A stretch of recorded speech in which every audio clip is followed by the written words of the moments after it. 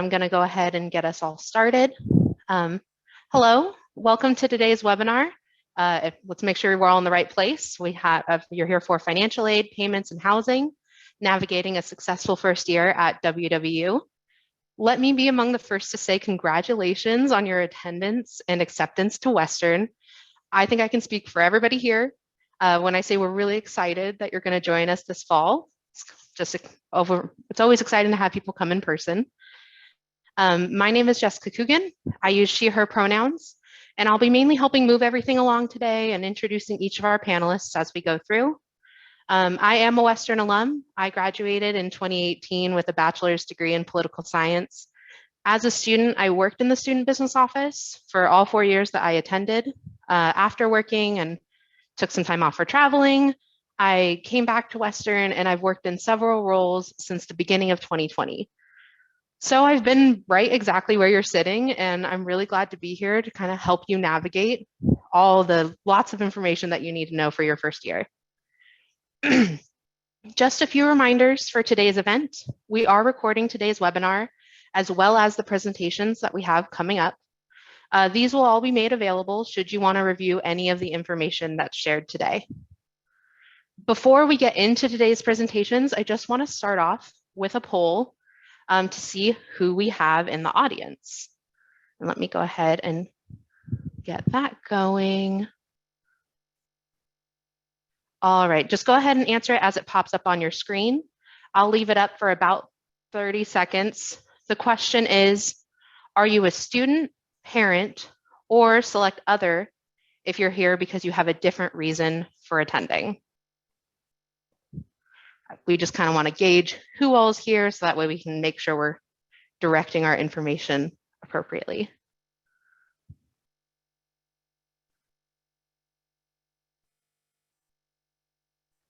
Give it another second here. I see almost everyone has responded.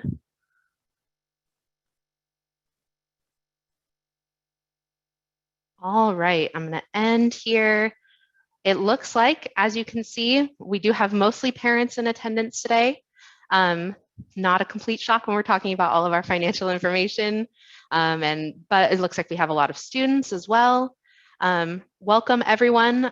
We will make sure to direct our information as much as we can, and we will also have space for questions later for anything that's really itching on your brain.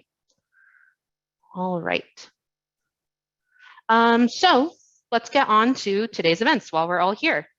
We will begin with short presentations from the financial aid department, the student business office, and university residences. Following the presentations, we will open up the floor for a long Q&A session where you can ask questions from any of the departments that are here.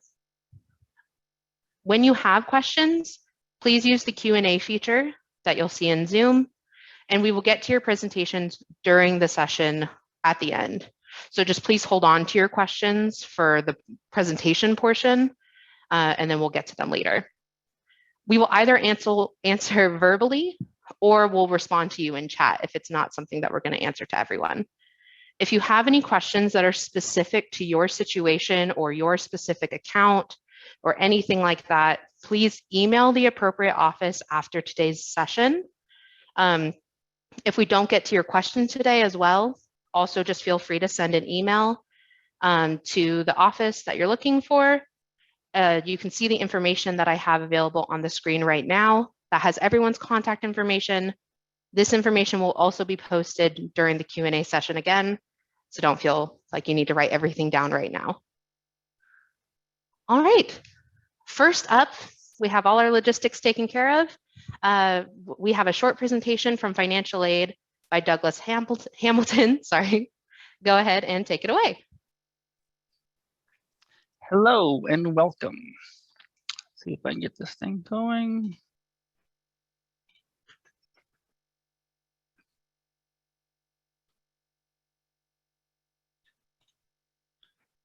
There we go. Okay, firstly, I'm going to start with a quick poll as well. Let's see, it should be visible right now. The question is, have you reviewed your financial aid offer on Web4U? And if you're a student or parent, you can answer the question.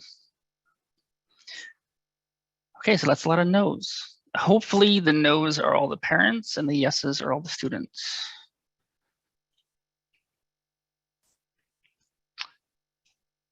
Okay, so this brief presentation will cover some of the basics of financial aid here at Western Washington University.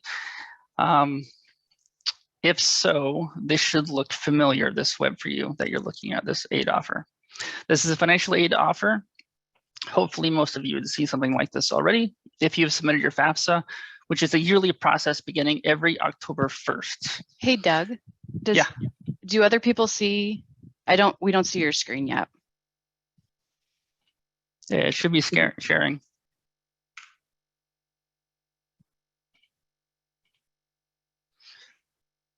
Hang on. Sure. How about now? Looks good. Okay. Let me back up. Okay, there we go. Okay, sorry about that. Okay, so as I was saying, you can do the FAFSA every October 1st. This coming October 1st, you can actually do your 23-24 FAFSA, and it's completed on studentaid.gov. Now let's break this award offer down, beginning with the cost of attendance. As you can see here, this example is an undergraduate in-state resident student. If you're an out-of-state resident, your tuition will be much higher. Your estimated cost of attendance is broken up into two sections, direct costs and indirect costs. Direct costs located at the top, you cannot change for the most part. These include tuition and fees, room and board, and a one-time enrollment fee. If you live off campus, your room and board may be different from this, and it would change to an indirect cost. For example, you could live off campus in a one-bedroom apartment. This would be much more expensive than if you lived in a house with several neighbors, splitting the costs. Indirect costs listed below are costs you have some control over, such as books and supplies, personal costs, transportation, and living off campus, as we discussed earlier. These indirect costs will fluctuate depending on your needs, such as if you bring a car to campus, etc. Let's go to the next screen. So this is the meat and potatoes. This is what you'll first see when you view the financial aid award offer. And this includes your different types of financial aid that you're eligible for. These include grants, scholarships, work study, and federal direct loans. Grants are basically free money from either the state of Washington or the Department of Education at the federal level. Scholarships come in two different forms: merit-based scholarships awarded by the admissions office, and scholarships from private donors or departments. These require separate applications, and I would encourage you to submit these scholarship applications between this coming January and May to assist with your educational costs for your sophomore year, as some merit-based scholarships do not extend beyond the first year. Work study is another program where you can earn money while working part-time on or off campus. If you do not have an offer of work study on your financial aid offer, contact the Student Employment Center on campus, which is located next to the financial aid office, as the majority of student employment positions on campus are not work study. So if you don't see work study on your financial aid offer, that doesn't mean you can't work on campus. Simply contact the Student Employment Center and inquire about positions that you can apply for. Also, studies have shown that students who work part-time jobs on campus actually get better grades, but as long as that work is less than 20 hours a week. Last but not least is an offer of federal direct loans. And yes, federal direct loans are considered financial aid.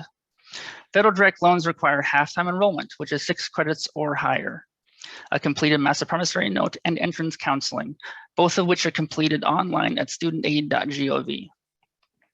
Federal direct loans do have a grace period of 6 months, but this grace period starts when either the student graduates, attends less than half-time, which is 5 credits or fewer, or stops attending school altogether.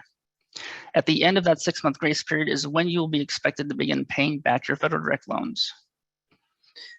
Using both the estimated cost of attendance portion and your financial aid offer, you can calculate if there will be a gap in your funding or not for the upcoming year. Let's see, and this is just a brief overview of both pages. Then down here on the left side of the first page, you'll see the additional funding options. This next section addresses potential options to fill that gap that we were talking about in your cost of attendance. These include Parent Plus loans, private loans, outside scholarships, employment, out-of-pocket savings, or rich uncle, and also a payment plan, which the Student Business Office will cover in detail later on in this presentation. Parent Plus loans require a parent to apply online at studentaid.gov and does include a credit check. However, if your parent is denied after applying for a Parent Plus loan, you may be then eligible to apply for additional unsubsidized loans. Private loans also require a separate application through a third-party bank or a lender. We do have a list of some of these lenders available on our website, but this is not a finite list. If you have a bank or a credit union that you want to work with, you can feel free to contact them and apply through them, and we will work with them as well. The majority of these loans will require a cosigner as they rely upon credit history, and most freshmen do not have a lengthy credit history. I would also encourage folks to shop around for the best rate they can get between plus and private loans, as the interest rates may vary. Outside scholarships are from private donors or department on campus. Washboard.org is a good resource and a website to use. And our scholarship center also has a scholarship fair they put on every February that includes free pizza. And who can say no to free pizza? Employment, as discussed earlier for work study.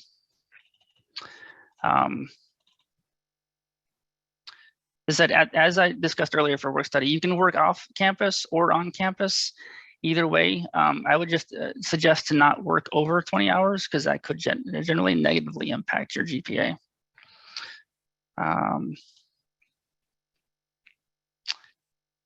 And let's see, so also some of the requirements for financial aid. Typically, financial aid disperses Friday before the quarter starts. If your financial aid does not disperse, it may be that you have outstanding requirements or that your enrollment level doesn't match what we have on file. Check your web4u under My Western for any outstanding requirements and feel free to contact our office. Our contact information is listed on your financial aid award letter at the top. And in addition, if your question or concern was not addressed during this brief presentation, feel free to contact our office or to make an appointment with one of our 12 financial aid counselors on staff. Simply click on the Contact Us link on our Financial Aid Services Center website. And no, we do not take summers off and we are here year-round. And this is the next slide. And our contact information is up here up top. And that's it. Back to you, Jessica. All right, thanks, Doug. Let's see, thank you for all of that useful information. I just want to reiterate that we will do Q&A, or we will have the Q&A session at the end. So if you could hold your questions until then, that would be great. But yeah, thank you for that. Next up, we have Karen Yackley from the Student Business Office to discuss everything we do in our office, including how to make your payments on your student account online. Go ahead, Karen. Thank you, Jessica. Let me go ahead and share my screen here. All right. Hi, everyone. My name is Karen Yackley. I use she, her pronouns. I am currently the Assistant Director for the Student Business Office, but have worked in a variety of roles at Western since 2008. Thanks so much for being here today. I'm going to discuss when, where, and how to pay your bill.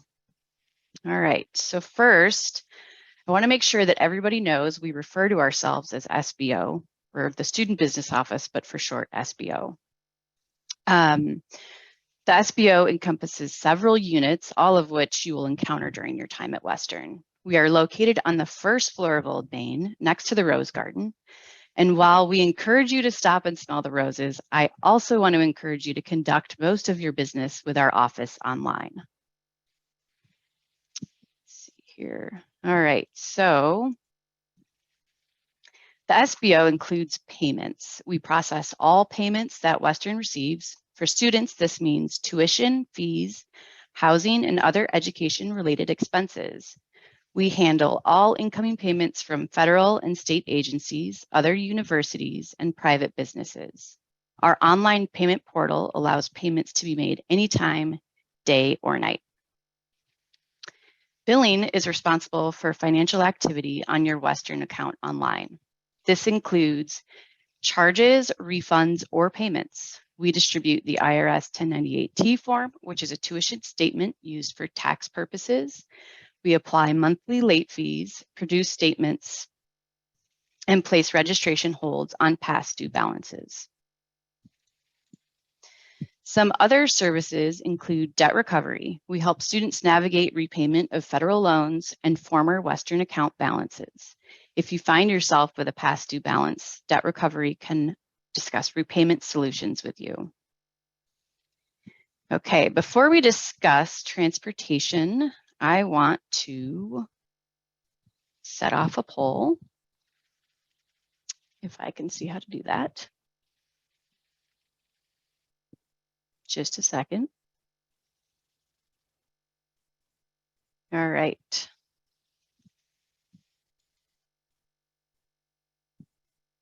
Can you see this? No. How about now? Okay. So the question is, are you planning on bringing a car with you to campus? Take a few moments to answer.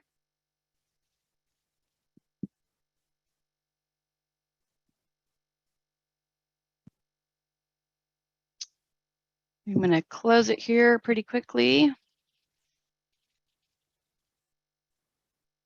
All right. Thank you so much for taking the time. We've got 39% of our responders saying they are bringing a car to campus and 61% saying they are not. There we go. Can you see that? Okay. So I am hoping to change your mind about bringing a car to campus. And so let's discuss that a little bit. Transportation services serves as a bridge between students and their commute options. We provide advice to students on how to get to campus and encourage students, staff, faculty, and visitors not to depend on their vehicle. So one thing you're going to learn is that there are some student fees that you pay when you register for classes. And one of those fees that you pay for includes a bus pass. Transportation services can help you navigate the bus system known as Whatcom Transportation Authority, or WTA for short. And this takes me back to that polling question about bringing your car to campus. So we really want to stress that there are options that do not involve driving a car every day. In addition, it's important to understand that parking is extremely limited on campus. So if you absolutely must bring your vehicle, only do so if you are able to purchase a student parking permit. If you are out and about after the bus system stops operating at night, Western Starlight Shuttle provides Western students with on-demand, no-cost ride within a 5-mile radius of campus. I encourage you to visit transportation.wwu.edu for more information on all the transportation programs and parking permits at Western. All right, next we have the Western Card. The Western Card allows you to access campus through our dining halls, Western libraries, and Wade King Rec Center. And off campus, it serves as a bus pass with unlimited rides on all WTA and Skagit Transit bus routes. Western Card services will be available through an online portal to all students. Students will be able to log into the portal using their Western single sign-on. They can upload their Western Card photo and submit their card request. Make sure you avoid waiting in line this September and complete the Western Card request through their portal. Expect to get an email from the Western Card office in early August with more information. So as I was saying earlier, we love visitors in our office. However, most of your business can be conducted online. So here is our website, sbo.wwu.edu. Visit our website for important dates and deadlines. Tuition and fees are due on the first day of every quarter. Make sure to pay your balance on time to avoid late fees and interest, which are assessed monthly on the 15th of the month. Be aware of these important dates and please pay on time to avoid late fees and interest charges. On our website, you will also find information about our payment plan enrollment dates. Payment plans provide a convenient, manageable way to pay your tuition in monthly installments rather than a single larger lump sum payment. You can sign up through your Western account online about a week before each quarter starts, and you have to sign up each quarter for the payment plan. While you're on our website, take a look at our checklist for success. These 4 things need to be completed to ensure you start things off on the right foot. The release of financial information form allows you to discuss a payment or the balance on your student account with a third party. This includes your parents. So this form can be found on SBO's website. Our office will not be able to discuss your account with anyone without this completed form. In addition, it's important to understand we will only discuss your billing and payment information with them. It does not include access for them to see grades or view transcripts. Next is the authorization to apply financial aid. Financial aid such as loans, grants, and scholarships will apply directly to your Western account online on a quarterly basis. Be sure to complete this form found on our website so that your financial aid covers more than just tuition and housing. Financial aid generally pays out to your account the Friday before classes start. The payer invitation allows a parent, relative, or friend to view your account activity and make payments on your behalf. Send a payer invitation through your Western account online. Your designated payer will receive an email and an individual link so that they can log in to make payments and view statements. And last is direct deposit. Most students who attend Western will receive a refund on their Western account online at one time or another, even if you're not a financial aid recipient. Refunds can be generated by an excess of financial aid, class withdrawals, overpayments on your account, or a returned class fee. Western's preferred method of refunding is by direct deposit. You should have received a green envelope in the mail this summer from Bank Mobile with instructions on how to set up direct deposit. However, if you didn't see that envelope or put it in the recycling bin, don't worry, just go to refundselection.com and click on Need a Code at the bottom of the page. You can enter all the required information and your direct deposit will be set up. Oops, yeah. Let's discuss your Western account online. So charges are assessed to your Western account through your registration process. Once a student registers for classes, charges will show up on their account. Tuition and fees are based on the courses students register for and are billed separately each term. Housing and meal plan costs often appear on the Western account online after tuition and fees. If you change your class schedule or adjust your meal plan after the quarter starts, you may have new charges associated with these changes. So make sure to view your Western account regularly. This is also where you would sign up for payment plans, send a payer invitation, and view your 1098-T. Here's a view of the statement, which students will receive a notice around the 1st of every month. They get an email to their Western account email notifying them that their statement is available to view. Any payers that you send an invitation to will also receive a notice. Statements show activity that occurred on your account for the prior 30 days. It's important to make sure you view your statement to ensure your account is up to date.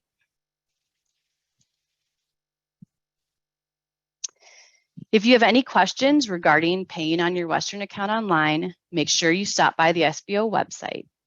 You'll find answers to our frequently asked questions regarding tuition, refunds, and more. If you can't find the answer on our website, send us an email at sbo@wwu.edu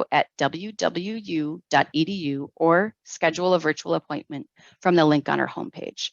Our office is available Monday through Friday, 8 to 4:30. Thank you. Looking forward to seeing you all this fall. Great, thank you, Karen. Next, and for our final presentation for today, we will hear from Anya Engeldow from the University Residences to guide us through understanding our financial obligations and housing agreements to help avoid unnecessary fees. Go ahead, Anya. Oh, thank you, Jessica. Just to keep the tradition alive, I'm going to start off with a poll just to see who in our audience might be living on campus this year. So give me one. Okay, let's get the poll started.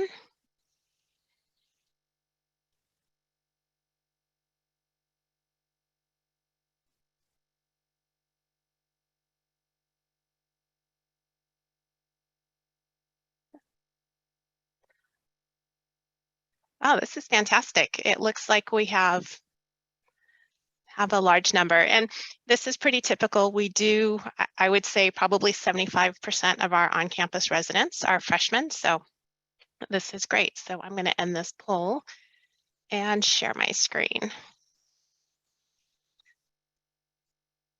will share the results just so that everyone can see them. Okay.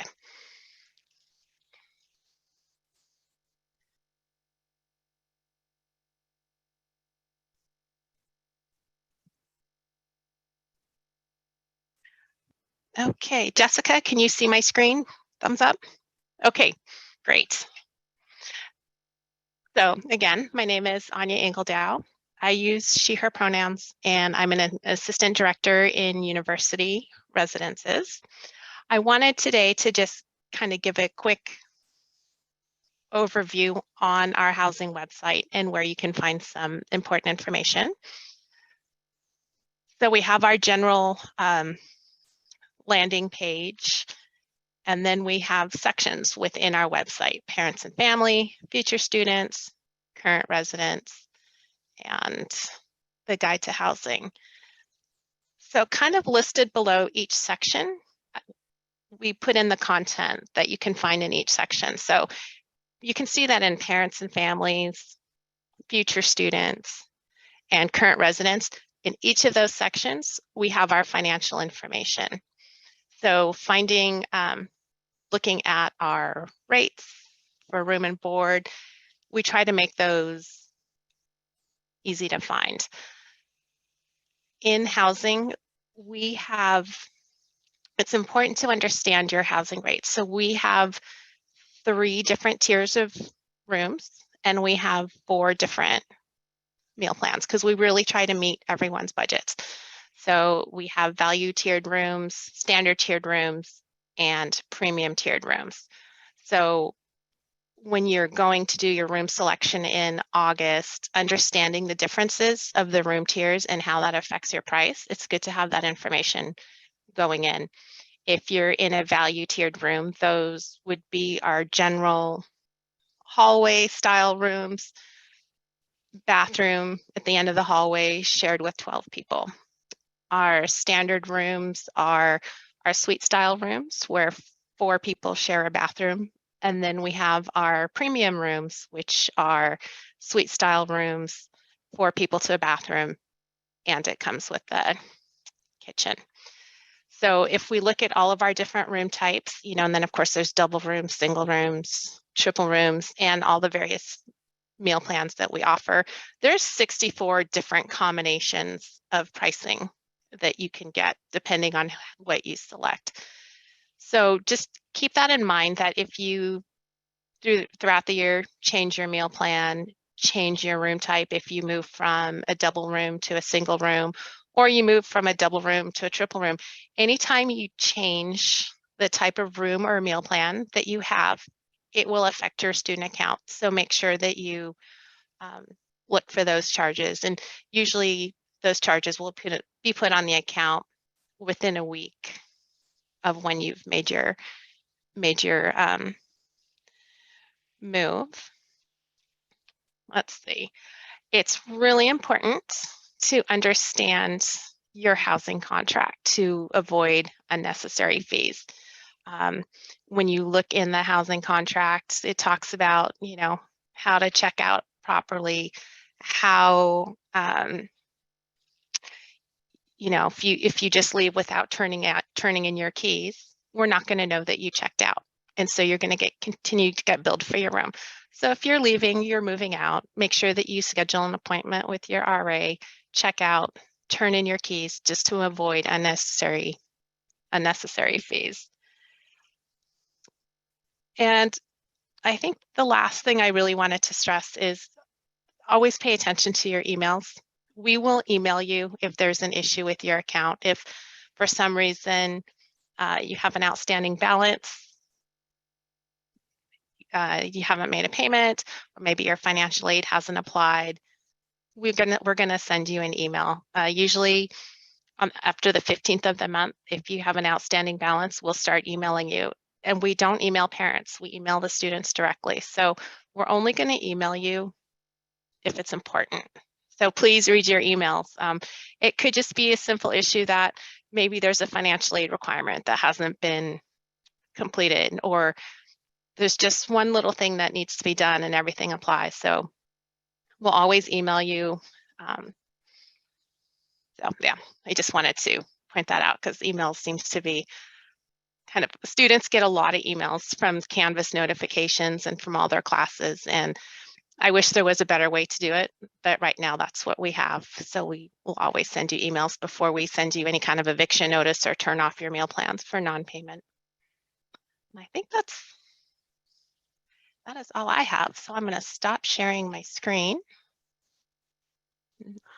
All right. Okay. Thank you, Anya. Yeah. I also would like to reiterate checking your email. That is my #1 piece of advice for all students. Make sure you check your Western email. Everything important will go there. Just #1 thing I would always recommend to do.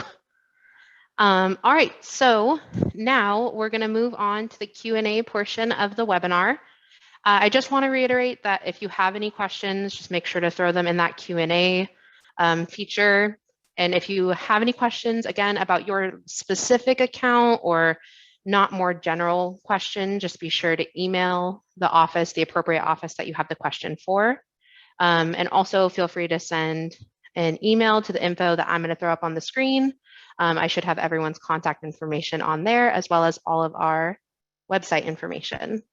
And if we don't get to your question today, I would like to reiterate the same thing. We will try to get to as much as possible. But if we don't get to it, just make sure to contact us. Dina, what is our first question? Yeah, so the first question is, and this is for Doug in the financial aid department, how does it work for 2 households with divorced parents? Who submits the FAFSA? I think it's a great question. Okay, yeah, that is a good question. It depends who is the parent of record. So there are a couple of questions we would ask to find out who the parent of record is. First and foremost is who has the student lived with the longest for the period, for the past year. Whoever they've lived with the longest, that's the parent of record that's been supporting them the most. Ideally, that's what the FAFSA is after, which parent has been supporting the student the most. That is the parent of record, and their information should be listed on the FAFSA. A good note is if that parent of record has remarried, that step parent needs to be on the FAFSA as well, along with their income. It's a good question.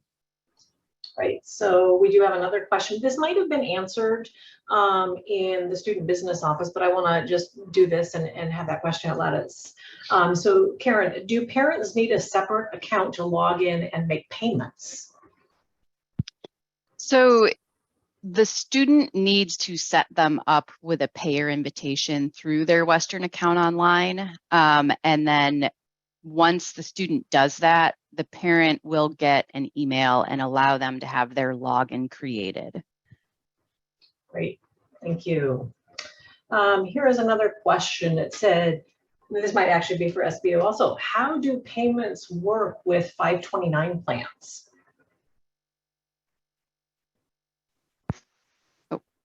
Rich is going to take this one. Yeah, so 529 payments, there's a couple different ways you can make those. One, the student account offers a growing number of 529 plans that you can make that payment directly through the student account, your student account online.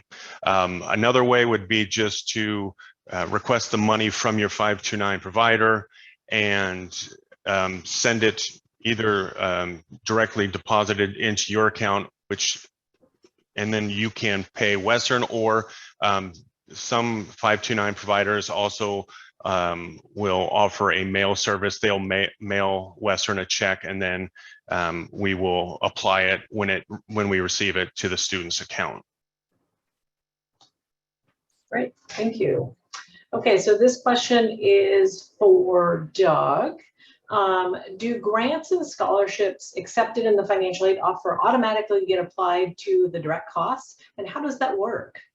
So I guess that's actually Doug, financial aid and business office, maybe a combination deal. Yes, so any aid type in your financial aid offer under that has an accepted status, outside of work study, of course, because you have to work for that and submit your timesheet. So grants and scholarships automatically get applied toward any outstanding tuition and fees. And as Karen was alluding to earlier, if you have that authorization to apply financial aid form filled out, the financial aid will apply to any outstanding balance on your account. And financial aid is dispersed the Friday before the quarter starts. And then if there is a surplus of financial aid, a refund is then sent to the student the following week. If the financial aid is not enough to cover that balance, the student is then responsible for that outstanding balance. Great.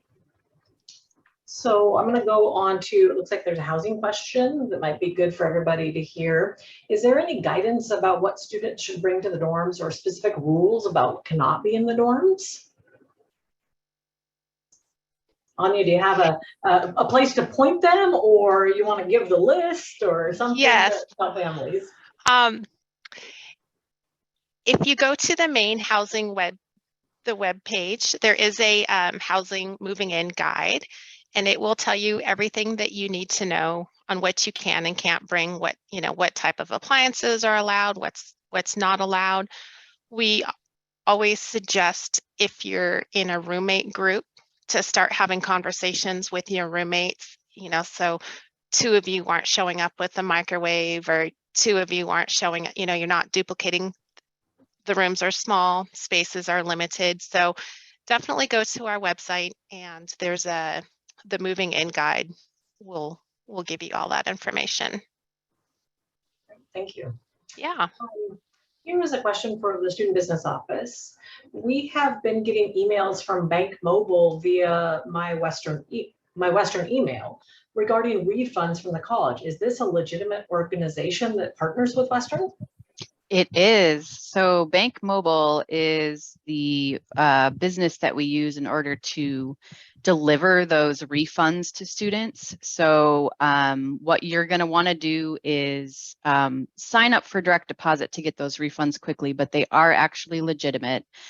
We've heard a lot from students that they look like spam, and so we've taken some steps to also reach out to students when they have refunds and they don't have a direct deposit preference set up.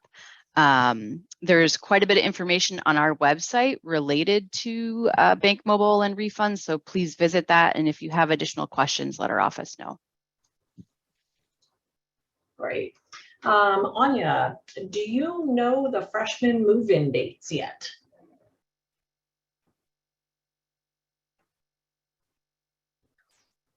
I do. So this year, well, we started this last year. Move-in used to always be on the Sunday before classes start.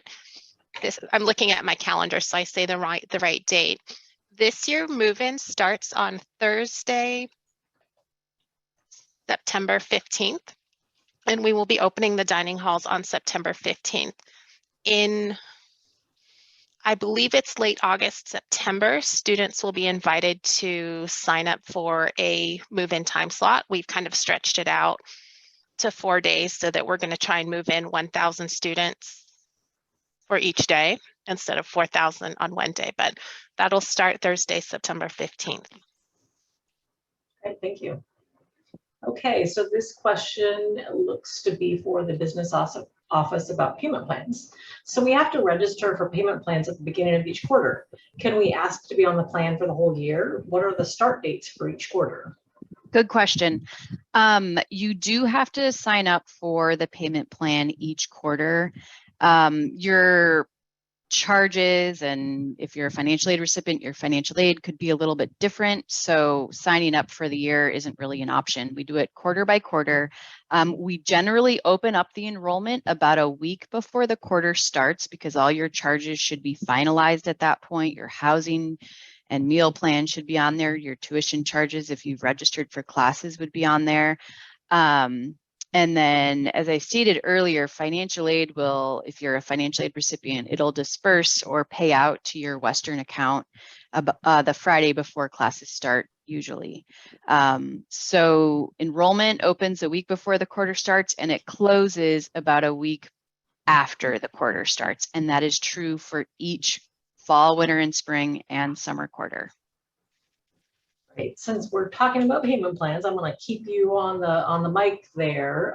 We have a question that said, are payment plans interest-free? And if not, what are the costs? There is a one-time enrollment cost of $35. Excuse me, $35. So, and then it's you, like if your balance is $300, then you sign up and you pay that $35.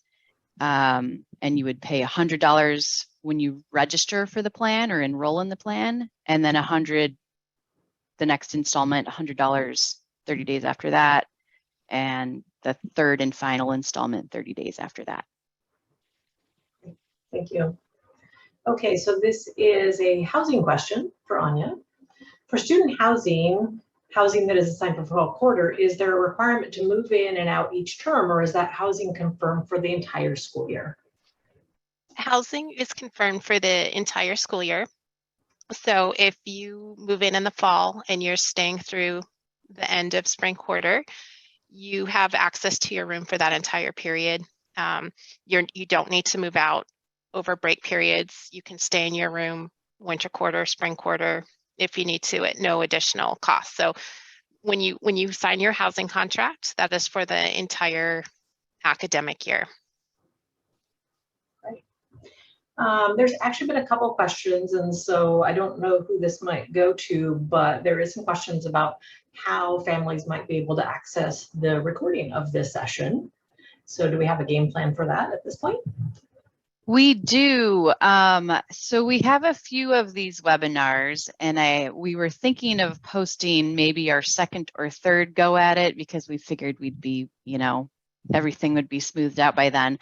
But we may post this one too. It'll be definitely on the Student Business Office website. We're also going to be providing it to New Student Services, and they have an orientation website, which I will throw in the chat so that you have access to that. So once we have the recording, we will post it in a variety of places on Western's website. Okay, so this question appears to be for the financial aid department. And this would be a student asking a question. What will happen to my financial aid if I fail a class? We all hope that doesn't happen, but sometimes it does. So Doug, why don't you let us know what might happen for a student? Yeah, so we didn't address this during my presentation. But financial aid takes a look at your completed credits and your grades after every quarter. After grades are posted to the account, financial aid takes a look at that. And so there are a couple of ramifications for failing a class.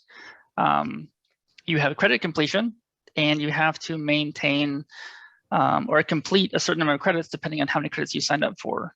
For instance, if you sign up for 12 credits, you need to pass 6 or more credits to stay in what we call a good standing. But even then, you might be placed on a warning status after the quarter is over. If you're placed on warning status 2 quarters in a row, your financial aid will be suspended, and you will need to apply for financial aid reinstatement. If you fail all your classes, there's a potential for your financial aid to be suspended right out.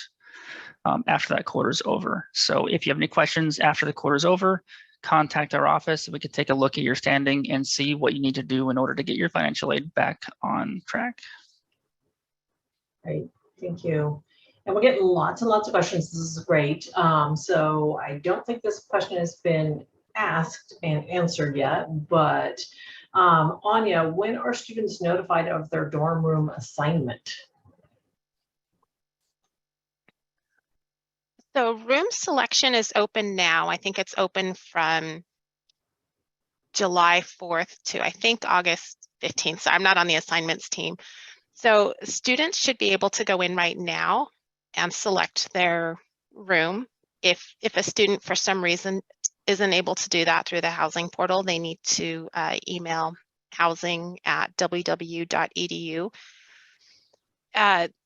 Room selection kind of opens up based on, your priority date, roommate groups. So as soon as, I would say probably 90% of our students select their own room. So as soon as they go in and do that, they will see the rooms assignment on their housing portal. The last 10% or so that for whatever reason didn't go in and select a room, those assignments will probably be made I feel like it's about 2 weeks before the quarter starts is when they'll start doing the last hand assignment. So if you're expecting to be able to sign up for a room selection and you're not seeing the link on your portal, please email the housing at www.edu, or excuse me, email housing at www.edu, and they can take a look at your application and see if there's something amiss. I am curious about my Get account. What do I need to do to transfer those funds to my tuition fees?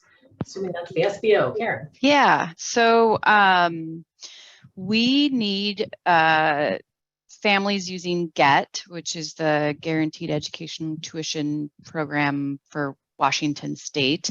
I'm going to throw a website in the chat. You just need to go there and follow the instructions.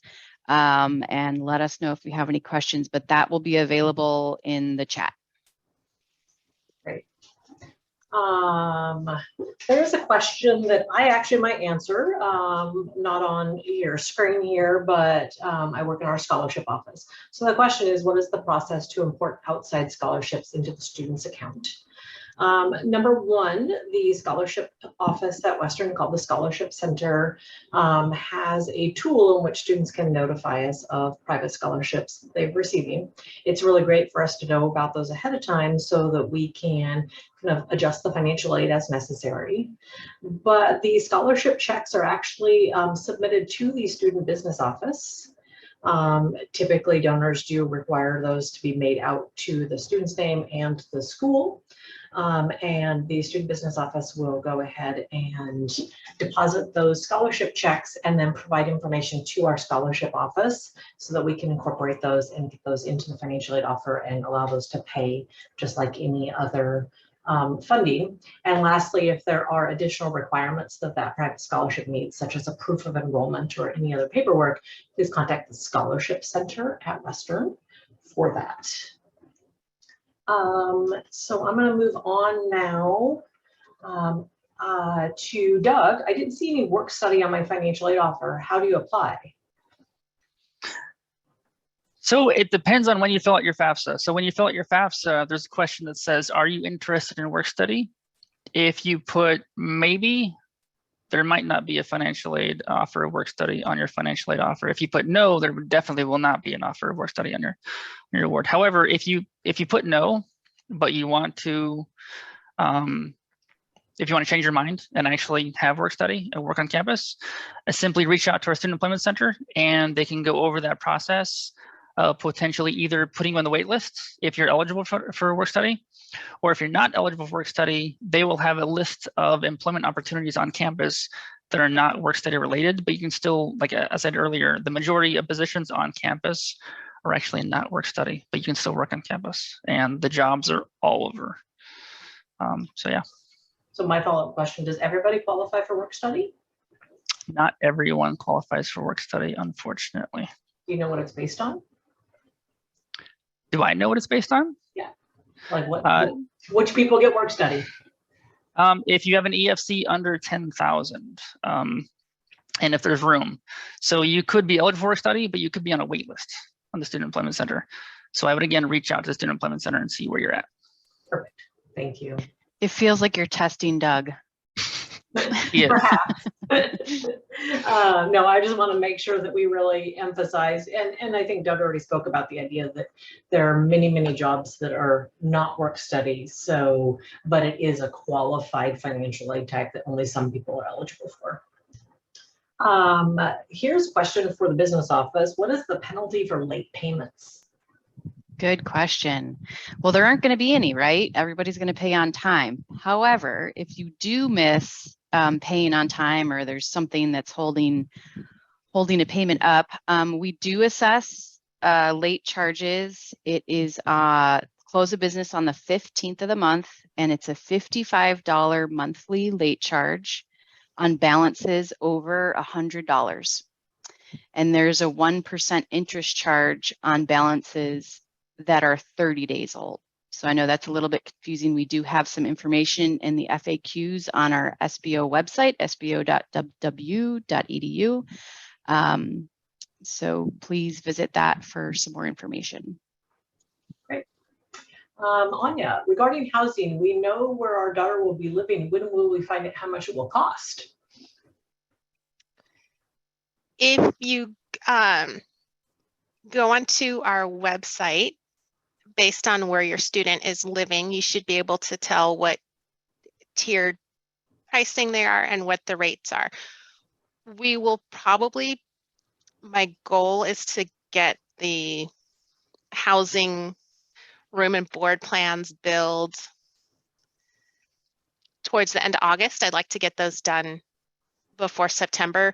We usually wait a little while because students change their mind on what meal plan they want, or they change their mind on what room they want. So usually by end of August, it's pretty settled out. But if you're just wanting to get kind of an idea, kind of an estimate, looking at your room type and going to our webpage, you'll be able to see your price. And housing prices, the way that they're set up, it's a little bit funny. They're highest in the fall, and then each quarter the price goes down. So what you pay for a room in winter or fall will be less in the spring. Okay, thank you. Here's a question that I think is a good one. People might have this question. Do you guys charge for health insurance? If you do, is there an option to opt out? It's an opt-in is how we have it set up here at Western. I don't know the exact charge, but yeah, it's an opt-in option. I don't know if Rich has more information that he could share. And not required, correct? Correct. I know that there are some schools that actually require students to have health insurance or demonstrate that. So that's a good kind of question. Maybe back to housing. How many kiddos are in each room for Buchanan Towers? It was my understanding that it's 2 to 3, but there are currently 5 in my son's room. So Buchanan Towers is all suites, and the suites are 2 bedrooms, and then there's like a central living area and kitchen. We do have some triple rooms and some doubles, so there are some suites within Buchanan Towers that would have 5 students, and then there are some that would just have 4 students. Buchanan Towers are our premium rooms, and the students like those rooms because they have kitchens, but because they're more expensive, there's also a big desire to have triple rooms in Buchanan Towers. So we do have quite a few triples in Buchanan Towers. Okay, Doug, is it too early to look for an on-campus job right now, or do you wait till school starts? It depends on what you want to do. You can take a look at the positions available right now just to get a kind of understanding, but you can definitely apply towards positions. But you're not eligible currently because you're not in class currently. So therein lies the rub. So yeah, I would wait until probably late August, early September, and then look for positions and then actively apply for them. Is that website up right now? Like, could students look right now if they wanted Correct. to? Okay, Yes. perfect. Okay, great. Let's see. Here's a question. How do we apply financial aid to our housing costs? Sounds like it's a business office question. Sure. So financial aid, so I'll back up. Your charges are going to be on your account. So when you register for classes, your tuition and fees will be on there, and then housing and meal plans will be on there as well. So you can view your account activity on your Western account online, and then once your requirements are all met for financial aid, those funds will apply directly to the tuition and fees and your housing and meal plan charges. You want to make sure that you have enough to cover all those costs. So you want to definitely view your Western account and look at the activity. For fall quarter, again, charges will go on when you register for classes. Housing and meal plan, any idea, Anya, when we should see those on accounts? I'm hoping to get those on late August. Okay, so late August, you'll have kind of all of your costs on there. And then the Friday before classes start, which would be what, September 23rd, I think. 16th? Do classes start on the 21st, I believe? Oh, the 21st, yeah. Okay, so right around the Friday before, or depending on when financial aid is going to apply their funds, that financial aid will apply to those charges, the tuition, fees, housing, and meal plans. But again, take a look at your Western account, make sure that it covers everything, and then make a payment online if it doesn't. And I think you brought up a good point about the financial aid disbursement. I'd like to make sure and clarify that financial aid runs our system the Friday before classes start. So over the weekend before classes, or even the Monday before classes, it's a great time to check WWU, your student account, and really look to make sure that everything has paid that you expect to.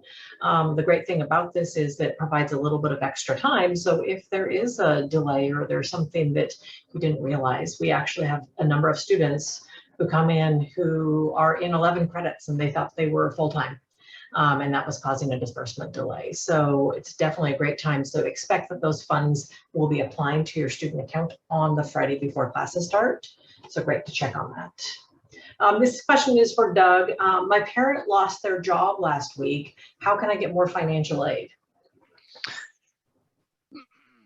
That's a good question. I would encourage your parents, or you actually, or both of you, to make an appointment with the financial aid counselor. So we do have some tools at our disposal that we can adjust your FAFSA based on your parents' current ability to contribute towards your higher education. However, if they just lost their job last week, that would potentially be a customized form. So that's why I'm recommending you to contact a scholarship, or not a scholarship, but a financial aid counselor, so we can go over it in person and find out exactly what we can do.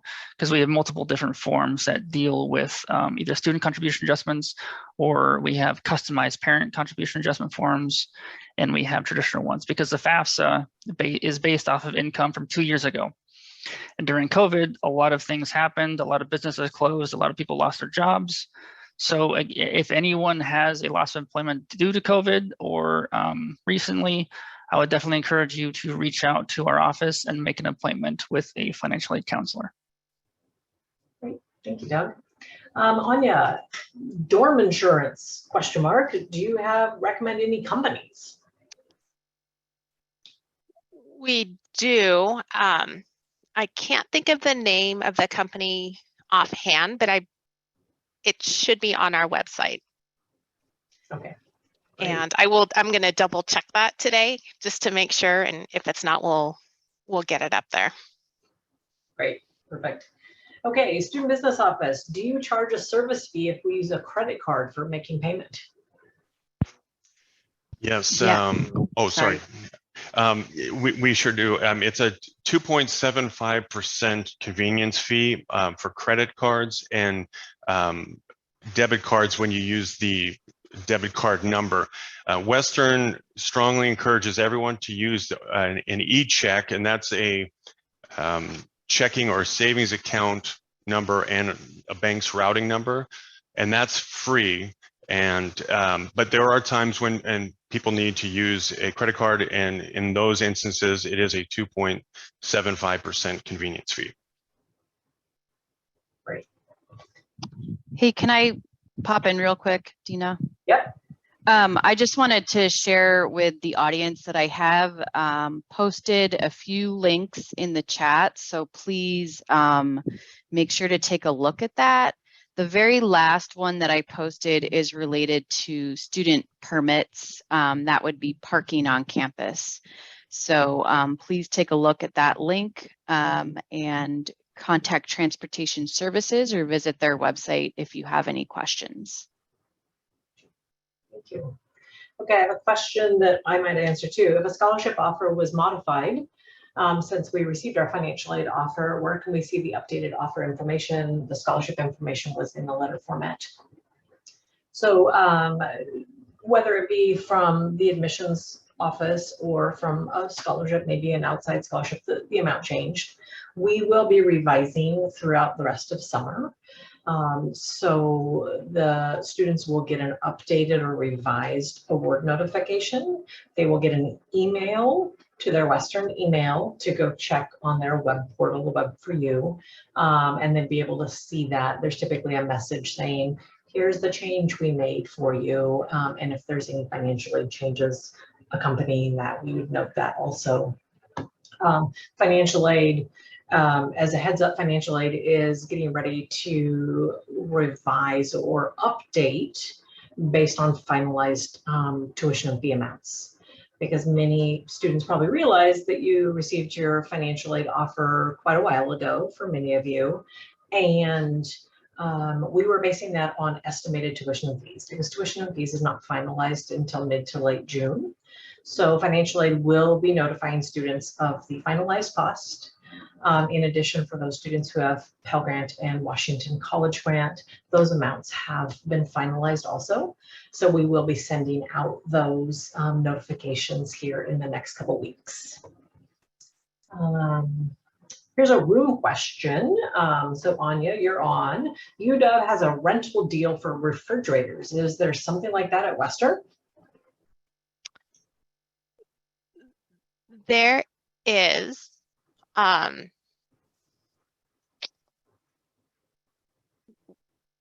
don't know the specifics on it, but I do know that we have a room full of mini fridges that we, and I don't think we charge for them. I don't think there's a cost, but we do have some mini fridges available. And I'm going to see if I can chat someone in my department to figure out how we get those. I know we have them, I just don't know the process. Okay. So let me see if I can find out. Okay. Here's a question that says, do students use Starlight Shuttle to get to or from jobs outside the bus operating hours? I think we have Isabel on with us who works with transportation. Would you mind taking that question? Yeah, so Starlight Okay. Shuttle, I think, operates, it does operate after the bus stops working, and it is 5-mile radius around campus. So if they can just call it, and if they need to, it can take them to their work if it's within the radius that it covers. And there is more information as well on our website, so transportation.wwu.edu, about the Starlight Shuttle Thank you. as well. Okay, business office, instead of receiving a refund, can the student's account be credited for the excess money to apply to future charges? That is a great question. Unfortunately, the answer is no. We do have to release those credit balances to the student. If a parent is receiving a plus loan, a parent plus loan, and they've requested the refund, we will release it to them. So no, you cannot let it sit over to the next quarter. We do have an option on your Western account online where you can make a deposit in advance of a quarter.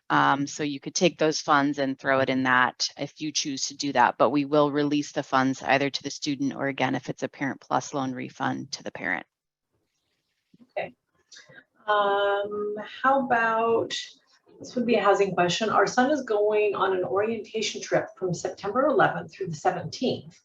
Will they allow those students to move into their dorms early, say on September 10th, before that trip?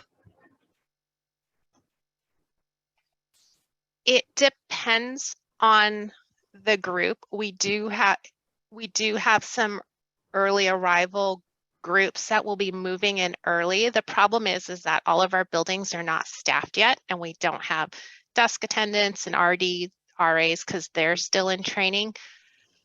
So there are certain groups that are moving in earlier. So it would depend on, I don't know if it's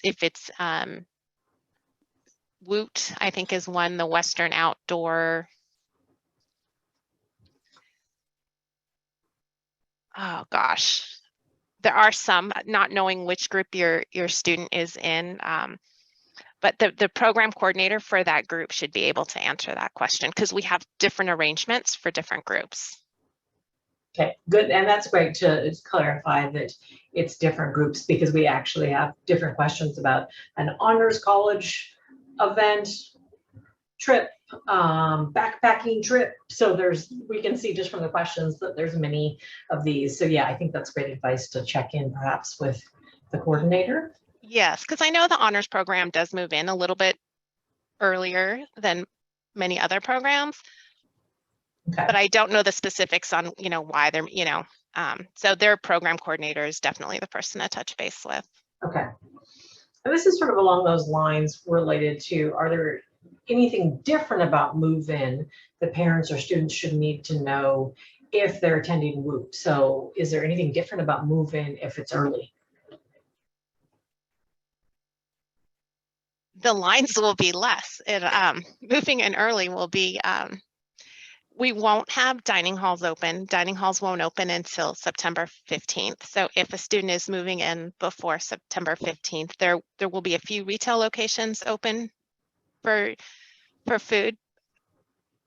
But those are also kind of like, breakfast. I think everything closes by 5. So yeah, moving in early is nice because you miss the crowds, but you're not going to have all services available to you. Okay. Yeah, housing is a popular question. I have a good amount of them. There's many questions about sort of move-in, so I think that you've really given that information, and I think definitely checking the resources that are available to students to find out more information or contacting housing. Yes, Go ahead. And I will say, Dina, housing is hosting its own series of webinars specifically for housing, and there'll be many more folks representing housing that can answer all the different. I'm in the business, so I can kind of answer the money questions. On our housing website is the list of webinar dates, so I would encourage to attend those sessions as well. There's a lot of good information specifically to housing. Good. I think that's great because there's lots of questions and really hopefully they'll get answered at one of those sessions. I'm looking here real quick. Lots of moving. My freshman is out of state with a 10-hour drive to Bellingham and so is bringing her car. How competitive are the student parking permits? Any suggestions on how to secure one? Parking permits, was that the question? Sorry. That is, sorry. Yep. Yeah, that's great. So permits are awarded based on students' credits. So basically, the more credits you have, the better chance you have of getting a permit. But you will put yourself on a wait list, and then they assign those permits out it's based on seniority, basically. So was that, I'm sorry, I was typing something in the chat about housing webinars. It's just how competitive is it? Okay, it is. It's very competitive. So again, really encourage you to not bring your car to campus if at all possible. But check out their website, get on the wait list. That's the link that's in the chat if you absolutely have to. But really the bus system can get you pretty much everywhere you need to go around town. It's a very bike-friendly community as well. If you have the ability to bike, and then if you really do need to drive, you're going to need a permit and you'll need to get yourself on that wait list. Great, thank you. Back to you, SBO. You're also very popular. Are we as parents able to put money into their tuition account anytime, or does it need to be only when payments are due? I'd like to put in money each payday if it's possible. So you don't want to use the Western account that way, because again, we will have to, any credits that are sitting on an account, we have to release. And so probably your best option would be either using a pre-deposit, which is available on your student's Western account online. They need to set you up as a payer to have access to that, but not, it's their Western account is not a bank account to where they can just kind of access those funds and you can transfer dollars that way. Thank you. So Doug, here's a question that says, on the estimated financial aid offer letter, there is a federal direct subsidized loan amount and an unsubsidized loan amount. Does this mean my student, it went away, sorry. Does this mean my student accepted the loan and then got it? And you might also differentiate real quick between subsidized and unsubsidized. This does not mean that your student automatically accepted those loans. Your student would have to log into your WebView, or their WebView rather, and accept the loans they want to borrow. There is a difference between subsidized loans and unsubsidized loans. The subsidized loan is the better option because the interest, while it accrues, it is covered by the federal government while the student is in class or attending school. The unsubsidized loan, that interest accrues even while the student's in school. So the subsidized loan is definitely the better way to go. I see a lot of students only borrowing their subsidized loan and leaving their unsubsidized loan in either offered status or declining it outright. Follow-up question from me is, does everybody get subsidized loan? No, subsidized loan is a need-based loan, and the student must have need in order to be eligible for that subsidized loan. Okay, great, thank you. I'm not familiar with this, so maybe somebody in SBO or anybody, can I deposit Dream Ahead funds directly into my student's WWU account? Has anybody heard of that program? Yeah, Rich, do you want to take that one? Are you still here? Yeah, I'm here. Dream Ahead. I'm just trying to see. So that's just the Washington State 529. And it's just like any other 529 plan. So the funds will be sent, you'll request them, they get sent to Western, and they'll be put onto your student's student account. So the answer is yes, they can be put on that account. Okay, great. Glad you know about that. Okay, Doug, I have a work study offer, but I only want to work the second, they said semester, and that's actually a really good point. Western's a quarter school. So we have 3 quarters within the academic year, but I think the question still applies. I think that basically probably somebody wants to start school and then feel it out and then maybe get a job later. Yeah, that can definitely work. Sorry, the question is, should I accept the offer now?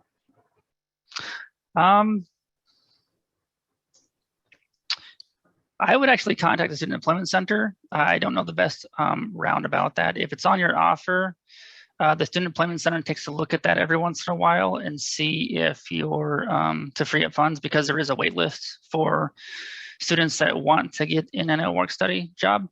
But if you come to Western and you don't work right away, you can definitely still get work study later on in the year.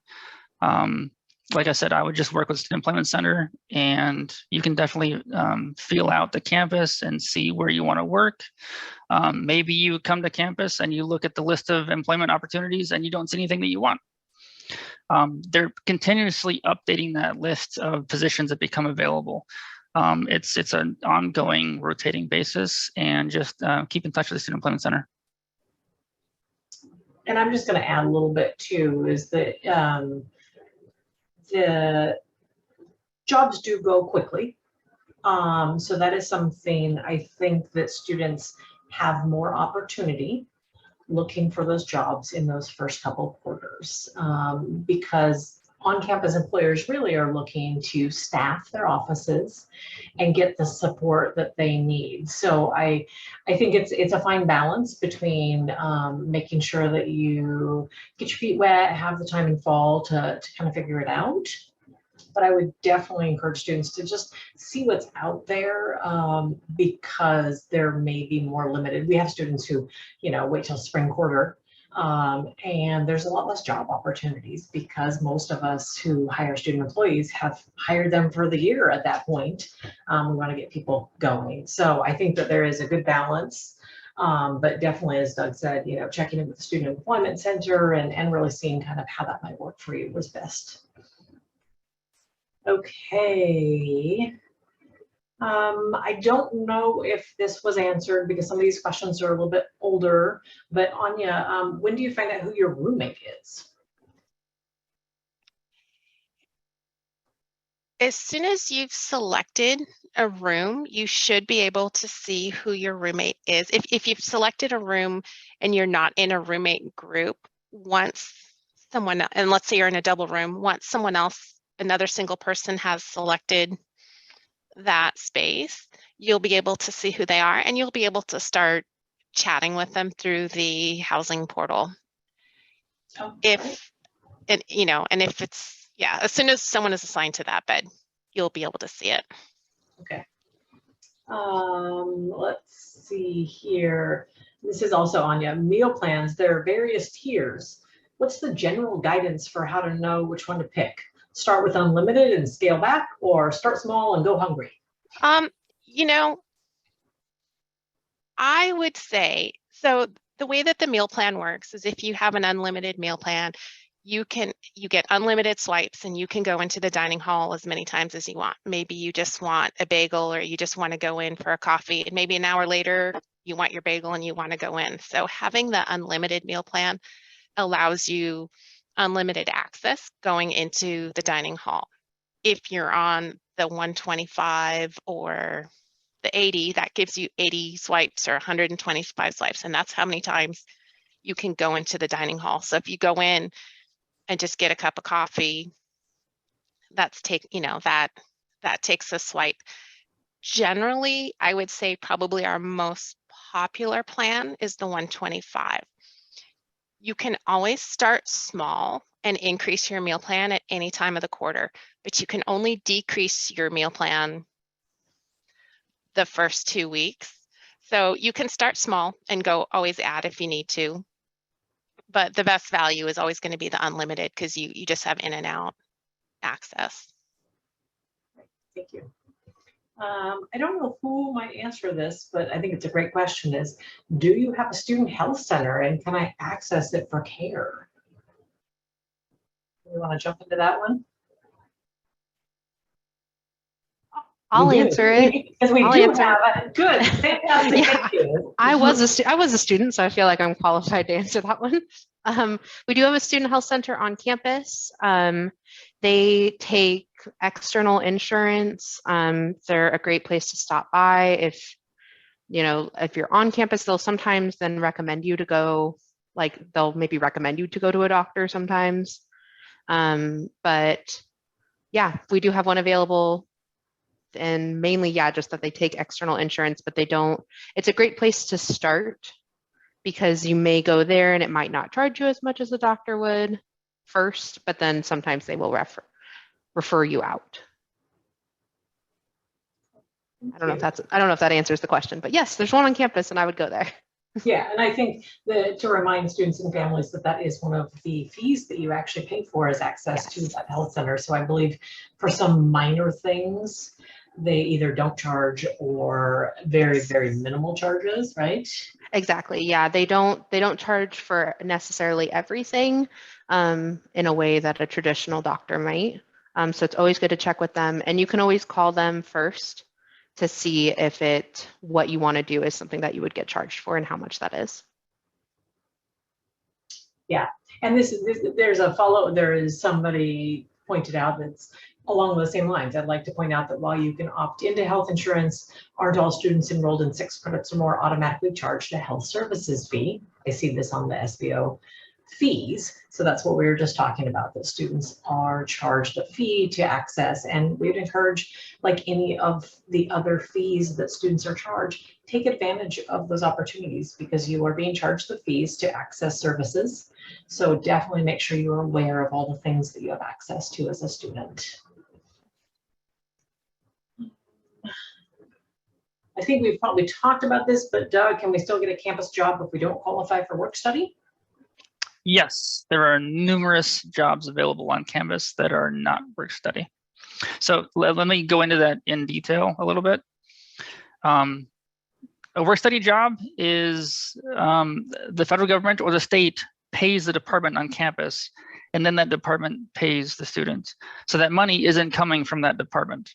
A non-work study job, that department has to pay the students. So the departments like the work study jobs, but there are positions on campus that are not work study. Okay, thanks. I don't know if we have the answer to this, but I think it's a question that I would make sure that we point that there should be some information somewhere on campus. It's what is Western's policy about missing classes or exams for non-Christian holidays? High Holy Jewish holidays are in September and October. And I believe, if nobody knows the answer, I believe probably the registrar's office has additional information about that. The registrar's office is sort of in charge of enrollment and courses. So unless somebody in the panel is going to speak up real quick about knowing that specific answer, I think it's great to know that that resource should be available on the registrar's website. So move on. Let's see, Doug, is there a way to alter the college-bound scholarship to cover the full tuition costs? It looks like ours covers $500 of tuition and other scholarships were applied to tuition instead. No. So what happens is the Washington College Grant is combined with the College Bound Scholarship. And so together they have to reach that threshold. So you cannot adjust the eligibility for the College Bound Scholarship to be increased. If, however, the student becomes eligible for less Washington College Grant, that College Bound Scholarship then increases to offset that loss. Okay, thank you. Here's a housing question. We live 2,000 miles from Bellingham. Are we able to ship packages to the dorm? Yes. Thank you. But it's on the website. I'm just trying to think. You can't do it too early, right? So it needs to be closer to when the school year starts, because we have to let mail services know, once we have all the students assigned and they have their addresses and they get into the campus mail system. So you wouldn't want to mail it now. It would be too soon. So probably by early September, it would be okay to do that. Okay. Here's another one, I think, Anya, this is great. Are TVs considered a liability or not recommended? I see it's allowed in the suggested supplies, but I wanted different options or opinions. TVs are allowed. All the rooms have really high speed, super duper internet Wi-Fi. So if you have your TV and like your Roku stick, or you have a Netflix account, yep. I think most students probably have some sort of TV or laptop that they use. If our son decides to not go to Western, can we get any money back on deposits we've made, housing, I'm assuming admissions, etc.? For housing, there is a deadline for where you can cancel and receive your $200 deposit back. I believe that has passed. I believe that was July 15th was the deadline to cancel your housing and receive that full $200. Okay, thank you. There is a question on here. Is there a freshman orientation? Karen, I know you and I have sort of worked with, collaborating with our new student services office. Do you think you have more information about that? I can try. There's some orientation website information available with a variety of resources, and I will put that in the chat for people. And I encourage students and parents to take a look at it, because the website tries to take all those things that are really pertinent for our new students and put it in one place, and it kind of links back out to the housing website, SBO website, financial aid, but it's kind of all in one place. So I will throw that in the chat. There's registration dates, which you should be working with the university and advising and have received that information. But as far as orientation, this was kind of our attempt to get a lot of information to a lot of people about financial matters. I don't know if you want to add anything else, Dina. I don't think so. I think that, with COVID, they've changed a lot of things. And so I believe that, that there are just different web materials for families, but new student services family orientation has some good information. Anya, what do kids do about food if they move in early? You're gonna let them eat? If students move in early before a lot of times students are moving in because they're moving in early with special programs. So oftentimes those special programs make arrangements for the meals. We do have some retail locations that are open on campus. We have Panda and Subway and Starbucks and a couple of coffee shops. So there is access to food. I'm not sure when the bus pass starts working, if that happens the week before school starts. I don't know, Karen, or we are right on a bus line. There's stuff nearby. Yeah, it's earlier than that. I want to say, and Isabel, correct me if I'm wrong, but I'm thinking it's like August 29th. I'm trying to look at a calendar here, but it's once think summer it's quarter ends. August 20th. So it's like the Saturday after summer quarter ends, I believe.